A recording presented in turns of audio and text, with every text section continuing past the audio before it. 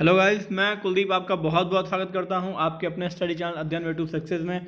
और आज हम बात करेंगे 17 अप्रैल का अपने कुछ करंट अफेयर्स के इंपॉर्टेंट क्वेश्चन के बारे में जो आपके एग्जाम पॉइंट ऑफ व्यू से बहुत ही इंपॉर्टेंट है। तो चलिए बिना टाइम वेस्ट करते हुए चलते हैं अपने क्वेश्चन पे। और आप लोग अगर पहली बार चैनल पे आए हैं तो चैनल को लाइक करें, शेयर करें और सब्सक्राइब करें। तो चलते हैं पहले क्वेश्चन पे कि पर्यटन मंत्रालय द्वारा शुरू की गई वेबिनार श्रृंखला देखो अपना देश के प्रथम वेबिनार में किस शहर को कवर किया गया है? तो यह है दिल्ली। सॉरी, केंद्रीय पर्यटन मंत्रालय ने देखो अपना देश नाम से एक वेबिनार श्रृंखला शुरू की है। इस वेबिनार में देश के महत्वपूर्ण स्थलों के बारे में जानकारी दी जाएगी। इस वेबिनार श्रृंखला का उद्देश्य क्या है कि विभिन्न भारतीय स्थलों के इतिहास और उनकी संस्कृतियों को, क्योंकि भारत विविधताओं का देश है, तो यहाँ की जो विविध संस्कृतियाँ हैं उनको उजागर करना। और इस श्रृंखला का पहला वेबिनार दिल्ली शहर के बारे में था और इसे city of cities Delhi's personal diary शीर्षक दिया गया। चलते हैं अगले क्वेश्चन पे कि केंद्रीय विदेश मंत्रालय ने किस क्षेत्रीय समूह के स्वास्थ्य पेशेवरों के लिए कोविड-19 पर प्रशिक्षण कार्यक्रम की घोषणा की है? तो यह है सार्क।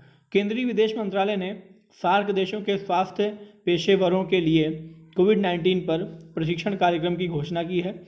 भारतीय तकनीकी और आर्थिक सहयोग ITEC कार्यक्रम 17 अप्रैल 2020 से इस प्रशिक्षण कार्यक्रम का आयोजन करेगा।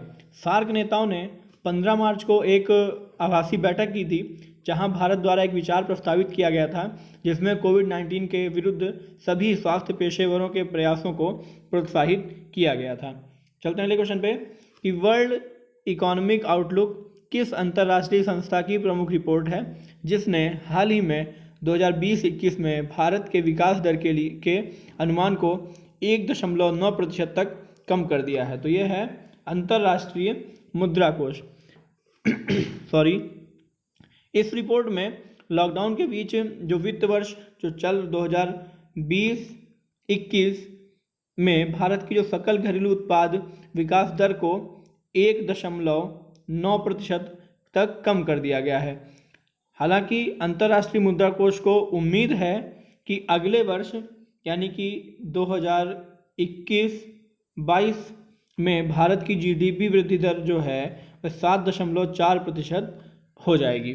चलते हैं अगले क्वेश्चन पे कि कोविड-19 नमूना संग्रह कियोस्क जो हाल ही में सुर्खियों में था किस संस्था की प्रयोगशाला द्वारा विकसित किया गया है? तो यह है रक्षा अनुसंधान व विकास संगठन। रक्षा अनुसंधान व विकास संगठन ने कोविड-19 संक्रमित रोगियों से नमूने प्राप्त करने के लिए कियोस्क का विकास किया है। कियोस्क एक प्रकार का कोविड-19 नमूना संग्रह है और इसको कर्मचारी राज्य बीमा निगम यानी ESIC कर्मचारी राज्य बीमा निगम के डॉक्टरों से परामर्श करके विकसित किया गया था। चलते हैं अगले क्वेश्चन पे कि भारत सरकार द्वारा जारी किए गए सॉवरेन गोल्ड बॉन्ड में कोई व्यक्ति अधिकतम कितनी मात्रा ले सकता है? तो ये है 4 किलोग्राम। वित्त मंत्रालय की अभी एक हालिया ही अधिसूचना के अनुसार भारत सरकार ने रिजर्व बैंक के साथ परामर्श के बाद सॉवरेन गोल्ड बॉन्ड जारी करने का निर्णय लिया है। अब गोल्ड बॉन्ड्स को अप्रैल 2020 से सितंबर 2020 तक 6 किस्तों में जारी किया जाएगा। प्रचलित जो पहले के सिस्टम क्या है, बॉन्ड में किसी भी व्यक्ति के लिए न्यूनतम मात्रा 1 ग्राम सोना है जबकि अधिकतम मात्रा 4 किलोग्राम है। संगठित हिंदू परिवार और ट्रस्ट के लिए अधिकतम मात्रा क्रमशः 4 किलोग्राम और 20 किलोग्राम है, यानी कि मिनिमम 4 किलोग्राम और उसके लिए 20 और मैक्सिमम के लिए 20 किलोग्राम। चलते हैं अगले क्वेश्चन पे कि किस अंतर्राष्ट्रीय एयरलाइन ने अपने यात्रियों के लिए दुनिया का पहला कोरोना वायरस रक्त परीक्षण शुरू किया है जो 10 मिनट में परिणाम देता है? तो ये है एमिरेट्स।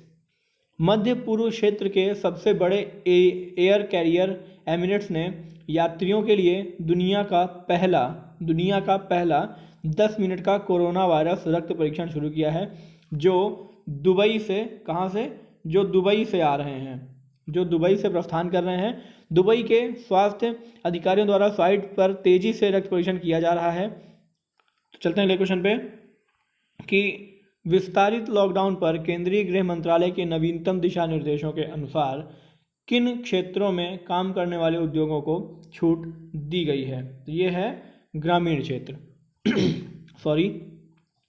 केंद्रीय गृह मंत्रालय ने हाल ही में 3 मई 2020 तक विस्तारित लॉकडाउन पर संशोधित दिशा निर्देशों की घोषणा की है।